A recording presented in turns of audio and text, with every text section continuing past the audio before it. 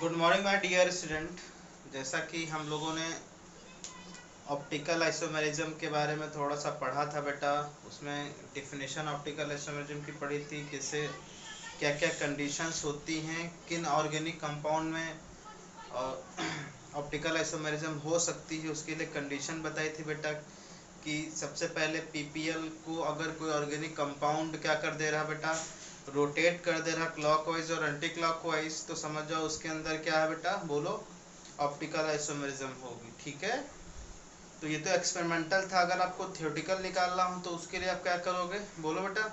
आपको कैरेलिटी चेक करनी पड़ेगी। कैरेलिटी समझ ही रहे हो बेटा, जिसकी mirror image non supreme possible होती है, वो क्या होता है मॉलिक्यूल, नॉन वो कायरल कायरल होता है। और कैरेलिटी किसकी वजह से आती है बेटा, एसिमेट्रिक की वजह से आती है। और एसिमेट्रिक क्या होते हैं, जिनमें सिमेट्रिकल एलिमेंट्स क्या होते हैं, एब्सेंट होते हैं, जैसे पीओएस प्लेन ऑफ सिमेट्री, और दूसरा क्या होता है बेटा, C O S centre of symmetry. अगर ये एब्सेंट हैं तभी वो मॉलिक्यूल क्या होगा बेटा, बताओ, बोलो क्या होगा, ऑप्टिकल एक्टिव होगा। ठीक है, तीसरी कंडीशन ये थी कायरल। कायरल के लिए मैंने क्या बोलता, कायरल कार्बन है, कायरल सेंटर या स्टीरियो सेंटर, ये सब तीसरी कंडीशन थी।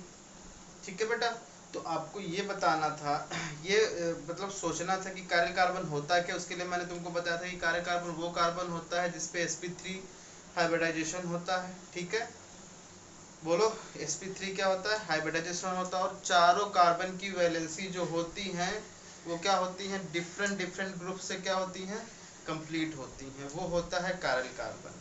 तो मैंने बताया था कि अगर तीन कंडीशंस कहीं आप पे आ रही तो समझ जाओ, बोलो वो कंपाउंड या ऑर्गेनिक कंपाउंड क्या है, ऑप्टिकल एक्टिव कंपाउंड है, मतलब उसमें क्या है बेटा, ऑप्टिकल आइसोमेरिज्म है। ठीक है, तो ये सब चीज़ें आप लोगों ने क्या कर लिया था, बोलो सीख लिया था। उस पर कुछ असाइनमेंट दिया था मैंने, असाइनमेंट कुछ बच्चों के असाइनमेंट आए हैं, कुछ बच्चों के नहीं आए हैं। तो जिन बच्चों ने नहीं किया है उनसे रिक्वेस्ट है वो करके मेरे व्हाट्सएप नंबर पे भेज दें। ठीक है, इससे आपको क्या होगा, आपको कॉन्फिडेंस आएगा कि कैसे चीज़ें निकाली जाती हैं, ऑप्टिकल आइसोमेरिज्म कैसे फाइंड आउट की जाती है। क्योंकि ऑप्टिकल आइसोमेरिज्म का नेक्स्ट जो आपका 12th चैप्टर में है, 12th चैप्टर जो है एल्काइल हैलाइड या दूसरे जो चैप्टर्स हैं उसमें बहुत ज़्यादा यूज़ है। ठीक है, इसीलिए मैं तुमको ये सब चीज़ें पढ़ा रहा हूँ, 11th की चीज़ें हैं। इसका ये मत सोचना बेटा कि 11th पढ़ा रहे हैं, मैं 12th ही पढ़ा रहा हूँ तुमको। वो चीज़ें पढ़ा रहा हूँ जो चीज़ें बहुत ही इंपॉर्टेंट है बेटा, आगे आने वाले जो कंपटीशन एग्ज़ाम है या आप ग्रेजुएशन करोगे वहाँ भी ये सब चीज़ें बहुत काम आएंगी। तो इसका मतलब ये नहीं कि आपको 12th करने के बाद पढ़ाई छोड़ देनी है, ऐसा तो है नहीं। ठीक है, तो इसीलिए आपको बहुत ही ईमानदारी के साथ काम करना है बेटा। और जिन बच्चों ने नहीं वीडियो देखे हैं वो यूट्यूब पे, तो आपको पता ही यूट्यूब पे तो सब चीज़ें वीडियो पड़ी हुई ही हैं, उनको कंप्लीट कर डालो, अभी टाइम है। ठीक है, क्योंकि एक बार जब टाइम नहीं निकल जाएगा बेटा तब आप कंप्लीट नहीं कर पाओगे और धीरे धीरे ऐसे ही तुम्हारा मन क्या हो जाएगा, पढ़ने का मन नहीं करेगा, आप वीक हो जाओगे उस सब्जेक्ट में जो जो जो सब्जेक्ट आपको पढ़ने का मन नहीं करेगा। ठीक है बेटा, और वीक हो गए तो नंबर आपके कम आएंगे। ठीक है, तो इसीलिए मैं आपसे रिक्वेस्ट करता हूँ कि सब लोग अच्छे से ईमानदारी के साथ थोड़ा थोड़ा पढ़ें, लेकिन पढ़ते रहिए। ठीक है, तो आज देखो, आज मैं तुमको बताने जा रहा हूँ कि अगर आपके पास एक्सपेरिमेंट के इंस्ट्रूमेंट नहीं है, ठीक है, कि ऑप्टिकल आइसोमेरिज्म कैसे पहचानी जाए, ठीक है, कैसे ड्रॉ किए जाए, या और कौन कौन से टॉपिक्स होते हैं, किस तरीके से चीज़ें निकाली जाएं। ठीक है, तो आपको वो चीज़ें देखनी है। तो सबसे पहले हम प्रोजेक्शन फार्मूला सीखेंगे कि प्रोजेक्ट करके किसी भी कंपाउंड को आप प्रोजेक्ट करके उस पर फाइंड आउट कर लोगे कि वो कंपाउंड ऑर्गेनिक है, वो ऑप्टिकल एक्टिव है कि इनएक्टिव है। ठीक है, तो इसके लिए दो दो फार्मूले होते हैं। पहला फार्मूला होता है बेटा, पहला फार्मूला होता है वेज डैश फार्मूला। क्या होता है, वेज डैश प्रोजेक्शन फॉर्मूला। ठीक है, और दूसरा होता है बेटा फिशर प्रोजेक्शन। क्या, फिशर प्रोजेक्शन फॉर्मूला। ठीक है, फिशर प्रोजेक्शन फॉर्मूला, बात समझ रहे हो। एक क्या होता है वेज डैश, वेज वेज में ई आती है बेटा, E wedge dash, wedge dash projection formula. एक वेज डैश प्रोजेक्शन फार्मूला होता है, एक फिशर प्रोजेक्शन होता है, ठीक है बेटा। तो आपको दो प्रोजेक्शन फार्मूले हैं, ठीक है, जिसको जो है आपको सीखना है। आपको वेज से फिशर में जाओ, फिशर से प्रोजेक्शन में जाओ, ये चीज़ें आपको आनी चाहिए, तभी आप जो है थ्योरेटिकली आप फाइंड आउट कर पाओगे कि जो कंपाउंड गिवन है बेटा वो किस टाइप का है, कैसे रोटेट होगा, एंटी क्लॉकवाइज रोटेट होगा कि क्लॉकवाइज रोटेट होगा ऑन द बुक, ठीक है। बुक में आप पहचान लोगे कि वो जो कंपाउंड है वो किस तरीके से रोटेट होगा, क्लॉकवाइज होगा कि एंटी क्लॉकवाइज होगा, केवल इन तरीकों से, इन मेथड से, ठीक है बेटा। तो आपको वेज प्रोजेक्शन फार्मूला तो आपको सीखना होगा कि वेज डैश प्रोजेक्शन फार्मूला क्या होता है, ठीक है। तो पहले सीखते हैं क्या बेटा, वेज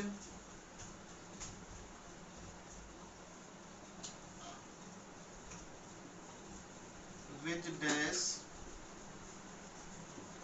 प्रोजेक्शन फार्मूला।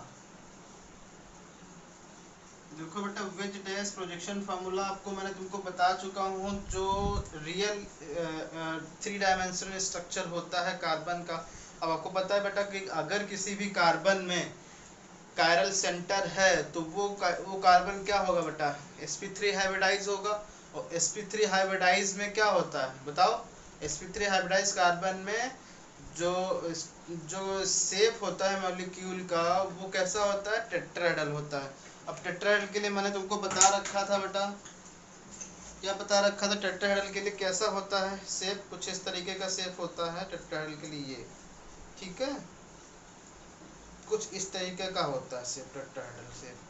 तो आपको इस तरीके से बनाना है, ऐसे बनाना है चाहे ऐसे बनाना, मतलब ऐसे बना दो, मतलब क्या है कि जैसे जैसे ये एक कॉपी है बेटा, ये कॉपी है, तो अगर ये दो प्लेन आप इसमें बनाए हो, ऐसे बनाए हो, ठीक है, तो ये क्या होंगे बोलो, एक बाहर आ रहा है एक अंदर जा रहा। अगर आप ऐसे बनाए हो, ऐसे ऐसे बना रहे हो बेटा, ए सॉरी ऐसे नहीं, वो तो ऐसा ही है, सॉरी सॉरी, ये साला एंगल ठीक नहीं है अभी, ठीक है। हाँ, बात समझ रहे हो कि इसको आप कैसे ड्रॉ कर सकते हो कॉपी पे या रजिस्टर पे, ठीक है। जैसे ये है, ये चीज है, ठीक है।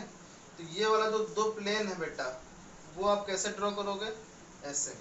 जैसे मैंने लैक्टिक एसिड का फार्मूला लिया, लैक्टिक एसिड समझते हो ना बेटा, जो मिल्क में पाया जाता है, उसका फार्मूला मैं ड्रॉ करने जा रहा हूँ। देखो, देख लो पहले, मतलब समझ रहे हो कि आपको ये तो आप देख ही रहे हो बेटा, ये सेम प्लेन में है कि नहीं, ये देखो, ये सेम प्लेन में है कि नहीं, ये देखो, ये कॉपी है बेटा, कॉपी के प्लेन में ये दो हैं, ये देखो ये दो सेम प्लेन में है।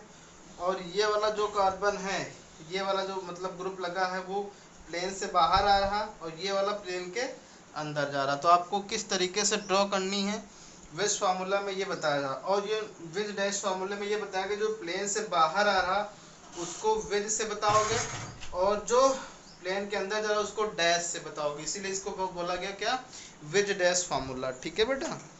तो वेज डैश फार्मूले में आपको इस तरीके से बताना है कि जैसे ये कार्बन है बेटा, ठीक है, तो कार्बन का जो पहला मेंबर होगा ए और बी, वो सेम प्लेन में होंगे बेटा, ठीक है। और जो ई होगा वो प्लेन के अंदर होगा, और डी जो होगा बेटा वो सॉरी वो प्लेन्स के बाहर होगा, ठीक है।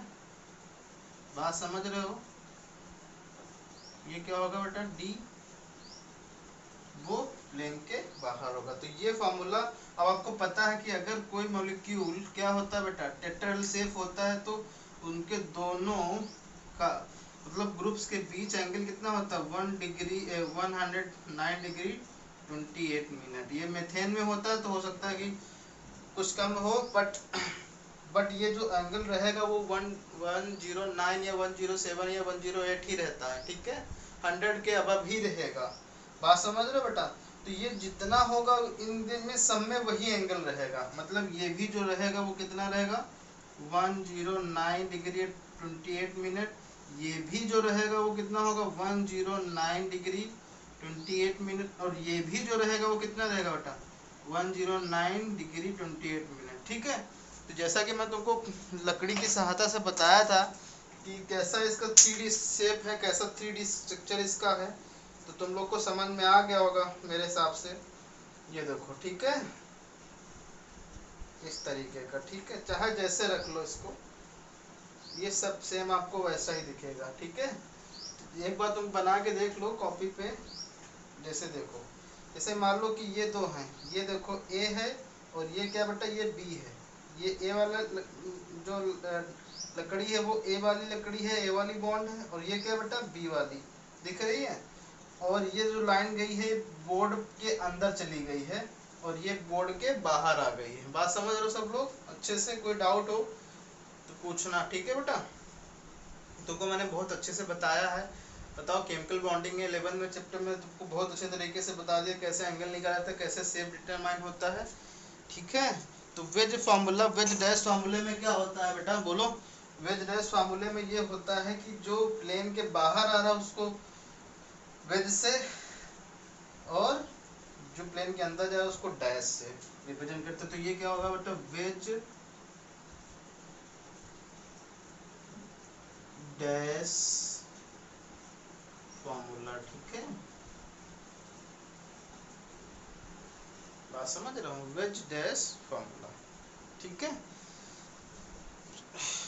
ये तो बहुत ज़्यादा इससे फैमिलियर हो गए, बट फिशर प्रोजेक्शन वाला थोड़ा सा जो है आपको ध्यान रखना है। तो फिशर प्रोजेक्शन का लिखो।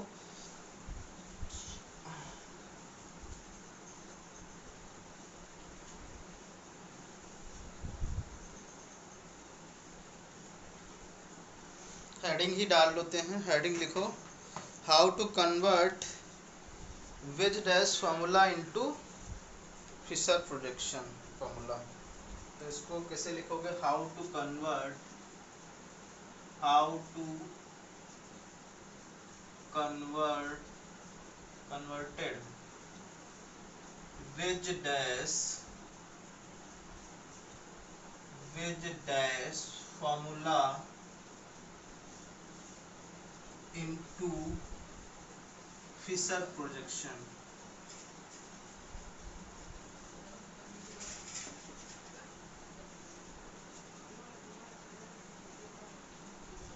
ये हेडिंग ही डाल लो बेटा, ठीक है ना, क्योंकि यही इम्पोर्टेंट है बेटा, बहुत इम्पोर्टेंट है कि फिशर प्रोजेक्शन कैसे ड्रॉ किया जाता है वेज डैश से।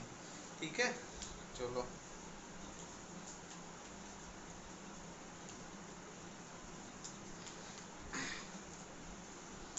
तो लिखो, the groups which are present on horizontal plane.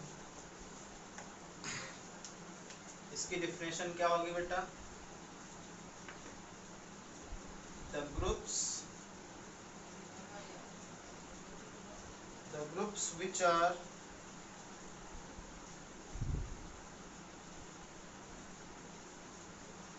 present on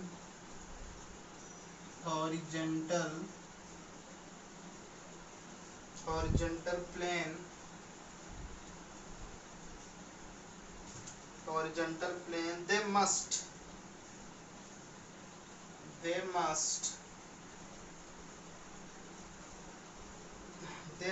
come out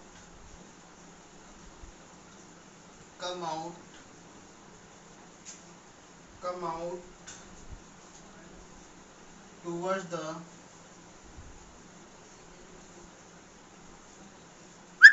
viewer, and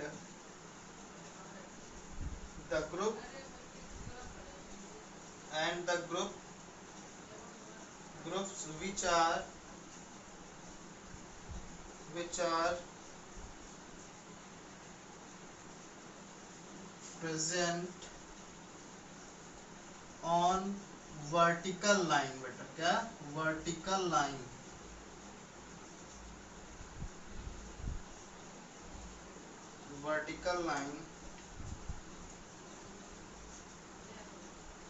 they must go away from the viewer.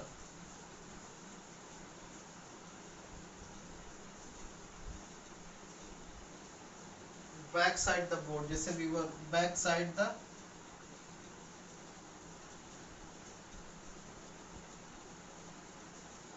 ठीक है।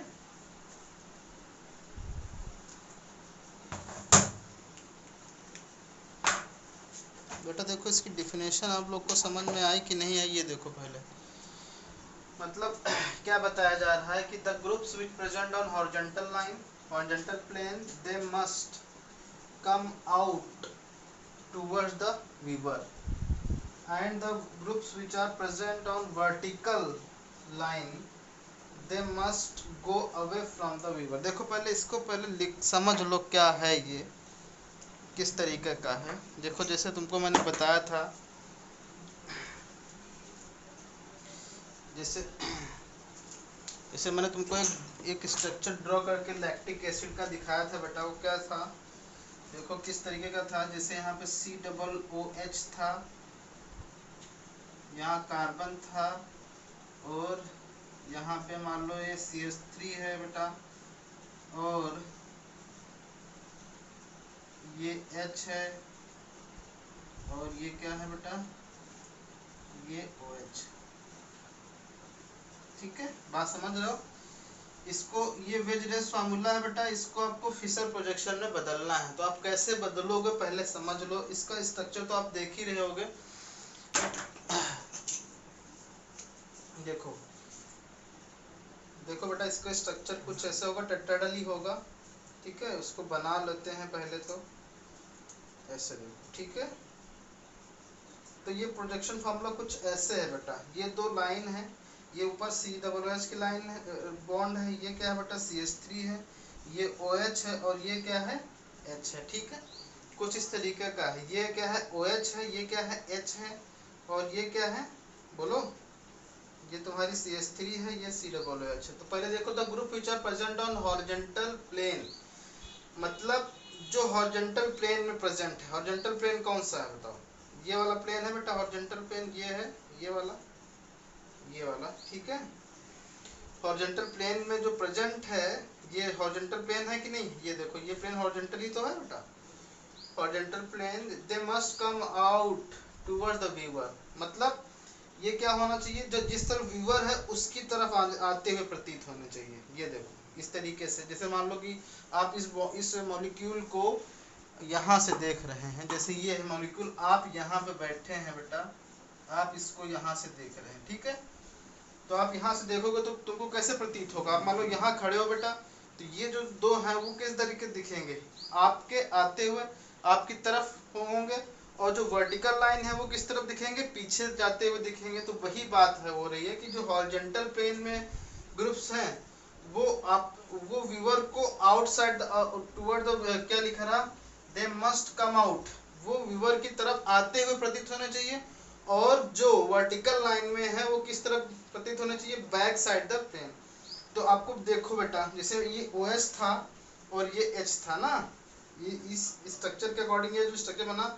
अब आप ऐसे हो तो इस तरफ देखोगे बेटा, ऐसे घुमाओगे तो कुछ ऐसे दिखेगा कि नहीं दिखेगा, देखो। तो आपको ये क्या था, ये OH हो जाएगा, ये क्या हो जाएगा, H हो जाएगा, और ऊपर ये COOH, नीचे CH3। तो ये बताया गया है कि जो हॉरिजॉन्टल प्लेन में है वो किस तरीके से प्रेजेंट होने चाहिए, आउटसाइड द व्यूअर, मतलब आउटवर्ड, मतलब कि जो बाहर की तरफ निकले हुए होने चाहिए। और जो वर्टिकल लाइन में है वो किस तरफ होना चाहिए बेटा, बोलो बैक साइड द व्यूअर। ठीक है, मतलब जाते हुए प्रतीत होना चाहिए। और जो जो हॉरिजॉन्टल प्लेन में है वो किस तरफ आना चाहिए, बोलो आते हुए प्रतीत होने चाहिए। तो आप समझ रहे हो बेटा, तुम समझो कि मॉलिक्यूल ऐसे कुछ है, और आप इस तरफ खड़े हो, ऐसे घुमाओगे इसको ऐसे, तो कुछ ऐसे दिखेगा, आते हुए ऐसे दिखेगा, क्योंकि तुम इस तरफ बैठो तो बेटा ये मॉलिक्यूल ऐसे घुमाना पड़ेगा। तो अब तुम सोचो यहाँ पे इस तरफ खड़े हुए हो, तो ये किस तरफ, ये जो OH है बेटा वो कैसे दिखेगा, इस तरफ दिखेगा। मान लो कि मैंने ऐसे क्रॉस ड्रॉ किया है, तो यहाँ पे क्या मैं लिखूं, OH लिख सकता हूँ ना बेटा, यहाँ पे H लिख सकता हूँ, और ये COOH है, और ये क्या है, CH3। ठीक है, तो बात समझ गए बेटा। तो उसके अकॉर्डिंग जो हॉरिजॉन्टल प्लेन में है वो कैसे दिखने चाहिए, आउटवर्ड द प्लेन। तो आउटवर्ड प्लेन मतलब क्या होगा, इसको वेज से बताओ, दिखाओगे कुछ ऐसे दिखाओगे, क्योंकि भाई तुम जहां बैठो उसी से देखोगे, वहीं से।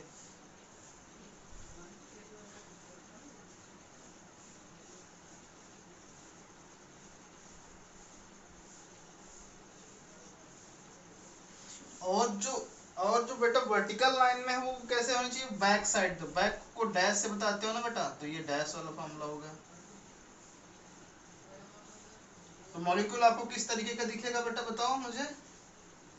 COOH,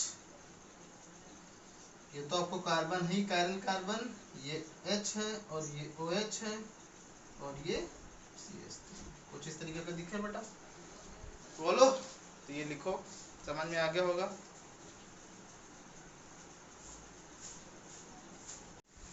देखो बेटा, इसमें आपको ड्रॉ करना है Fischer projection in the following dash wedge dash formula. मतलब वेज डैश फार्मूला को आपको फिशर प्रोजेक्शन में बदलना है, ठीक है बेटा। तो जैसा कि मैंने बताया था कि जो हॉरिजॉन्टल प्लेन में है वो कैसे दिखेंगे, वो ऐसे दिखना चाहिए कि व्यूअर की तरफ है, आउटवर्ड द व्यूअर, मतलब जैसे व्यूअर देख रहा है उसके आते हुए आने चाहिए, और जो वर्टिकल लाइन में है वो पीछे हो जाते हुए लगने चाहिए, ठीक है। तो यहाँ पे देखो बेटा, यहाँ मान लो व्यूअर खड़ा हुआ है, ये व्यूअर है मान लो, ठीक है बेटा। तो ये व्यूअर है, कुछ कैसा दिखेगा इसको कि जो OH है बेटा वो क्या है, वो अंदर की तरफ दिख रहा है, और जो H है वो बाहर की तरफ, और ये वर्टिकल लाइन बाहर की तरफ जाते हुए दिखेगी। लेकिन इसको आपको 2D में ड्रॉ करना है, तो कैसे ड्रॉ करोगे, ये मान लो ऐसा कुछ है, ठीक है। तो ये तो COOH, ये तो अंदर की तरफ जाते हुए दिखेंगे ना C2H5, और इस तरफ क्या दिखेगा, यहाँ पे बोलो, यहाँ पे क्या दिखेगा, तुम सोचो बेटा इसको ये क्या है, ये ऐसे दिखेगा भाई, तुम सोचो ये कैसे दिखेगा, कुछ ऐसे दिखेगा कि नहीं, देखो OH और H ऐसे दिखेगा मान लो, ठीक है बेटा। जब इसको घुमाओगे तो कुछ ऐसे हो जाएगा, तो ये कहाँ आ जाएगा, यहाँ पे OH यहाँ पे आ जाएगा बेटा, और H यहाँ पे आ जाएगा, ठीक है, बात समझ में आ गई। सिमिलरली यहाँ भी वही होगा, वही कंडीशन होगी, यहाँ CHO आ जाएगा, और यहाँ पे यहाँ क्या आ जाएगा बेटा, यहाँ NH2 आ जाएगा, और यहाँ पे H आ जाएगा, और ये CH3 तो यहाँ है, रहेगा ही रहेगा। यहाँ बताओ बेटा, यहाँ थोड़ा घुमा दिया मैंने, अभी सोचो ऐसे होगा बेटा, NC और Cl ऐसे होगा, ऐसे मतलब ये बाहर की तरफ होगा और Cn ऐसे होगा, और जब इसको ऐसे घुमाओगे बेटा तो Cl इस तरफ आ जाएगा, Cl यहाँ पे आ जाएगा, और C ऐसे हो जाएगा, और C2H5 OH कुछ ऐसा दिखेगा, और CH3 कुछ ऐसे दिखेगा। बात समझ में आ गई अच्छे से, कोई डाउट बोलो, चलो नोट कर लो।